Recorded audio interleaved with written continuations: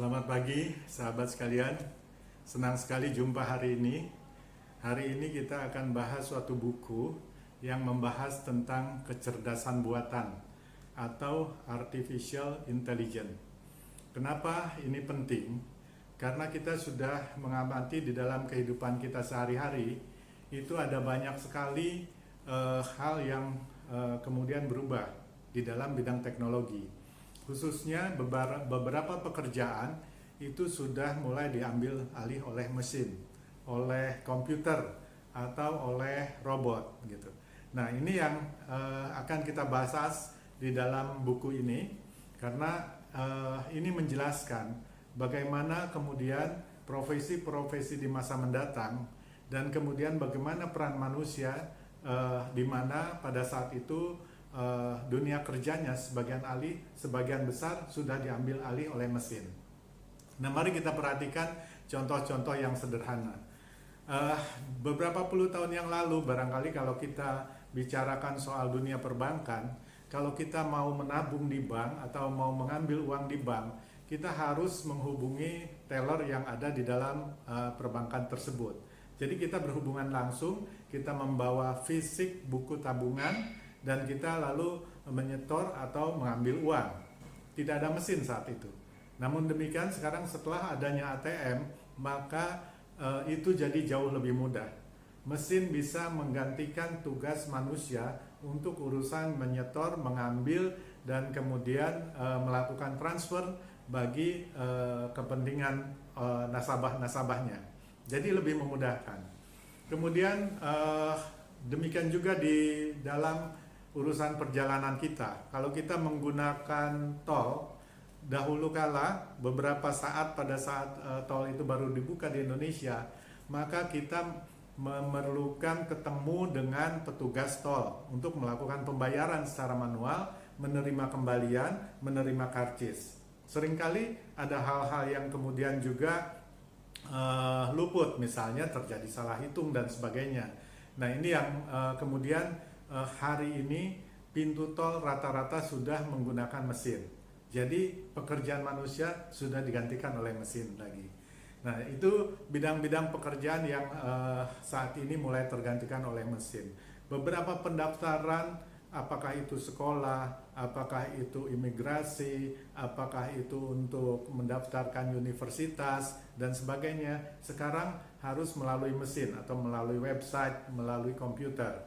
Itu pekerjaan manusia kembali sudah digantikan oleh mesin. Nah, di dalam kehidupan perusahaan atau di dalam bisnis, mesin juga sudah menggantikan beberapa fungsi manusia. Sekarang beberapa perusahaan tidak perlu menggunakan resepsionis lagi karena mesin teleponnya sudah dilengkapi dengan komputerisasi. Ada mesin PABX yang bisa menerima telepon, yang bisa kemudian menyambungkan telepon itu, kemudian memberikan pesan, recording, dicatat, dan kemudian ada di dalam mesin itu. Nah, ini sehingga peran itu menjadi berubah. Demikian pula juga di dalam keamanan. Kita dulu perlu banyak satpam untuk mengelola suatu kawasan. Sekarang dengan adanya bantuan CCTV, kamera, maka pekerjaan itu menjadi lebih mudah dan lebih simple karena pengawasan tidak perlu menggunakan tenaga pengamanan yang banyak lagi. Nah, di dalam produksi kendaraan bermotor, baik itu motor, baik itu mobil, itu kita sudah tahu bahwa berapa peran manusia yang sudah digantikan oleh robot-robot. Di dalam pengecetan, di dalam assembly mobilnya, itu peran robot sudah lebih dominan ketimbang yang dilakukan oleh manusianya. Dan di dalam pengelolaan komputasi juga, pengelolaan database perbankan yang dulu barangkali dilakukan secara manual oleh manusia, kini sudah digantikan oleh mesin-mesin server yang kualifikasinya sangat canggih. Nah, ini yang menjadi ancaman buat umat manusia, buat orang-orang yang biasanya bekerja hanya technical works, hanya administratif, hanya urusan penghitungan, penjumlahan, maka itu bisa digantikan oleh mesin. Jadi ancaman ini tentu saja membuat manusia harus berpikir ulang, harus mulai menentukan perannya yang tepat di dalam kehidupan. karena beberapa pekerjaan yang simple itu sudah bisa dilakukan oleh mesin atau oleh robot atau melalui sistem komputasi. Nah, tinggal masalahnya kecerdasan buatan ini atau artificial intelligence ini dipergunakan secara tepat untuk pekerjaan yang tepat. Jadi di dalam bidang pemasaran sudah banyak hal yang terkait dengan penggunaan artificial intelligence ini, baik untuk mencatat laporan keuangan dari hasil penjualan maupun untuk mengontrol SPG yang ada di lapangan atau tenaga-tenaga salesman dan sebagainya, absensinya mereka dari seluruh wilayah atau seluruh Indonesia itu sudah bisa dilakukan oleh mesin itu tadi. Nah, IT ini dalam bidang pemasaran itu sudah bisa di-create atau dirancang baik untuk pemasaran dari seorang kepada orang lain maupun dari seorang kepada begitu banyak orang. Karena dengan menggunakan database, maka sekali promosi itu dilakukan bisa segera tersebar kepada banyak orang yang menjadi target sasaran. Nah, di dalam 4P pemasaran yang terkait dengan produk, price, promotion, place, hampir semuanya sudah bisa dilakukan sebagian pekerjaan itu oleh mesin.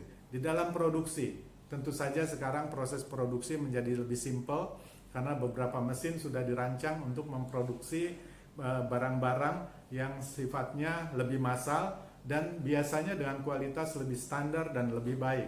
Nah, ini yang menjadi ancaman kembali untuk pabrik-pabrik yang sifatnya manual atau home industry pasti lebih terancam.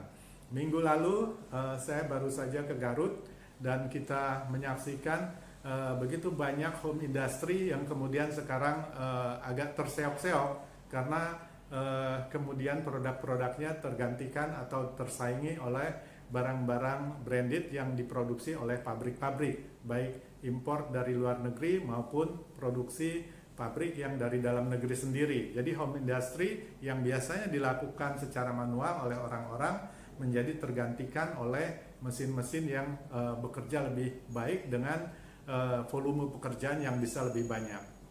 Nah, dari sisi pricing, metode untuk menetapkan harga juga bisa dilakukan dengan lebih sempurna, lebih baik oleh mesin. Misalnya, penentuan harga pricing hotel itu mesin komputer yang melakukan proses penentuannya setelah diinput oleh para manajer hotel atau orang-orang yang bekerja di bidang IT-nya, sehingga harga hotel bisa bergerak turun naik berdasarkan occupancy rate-nya, berdasarkan waktu bookingnya, berdasarkan momentum, apakah itu momentum sedang peak season atau low season, sehingga harga bisa fluktuatif.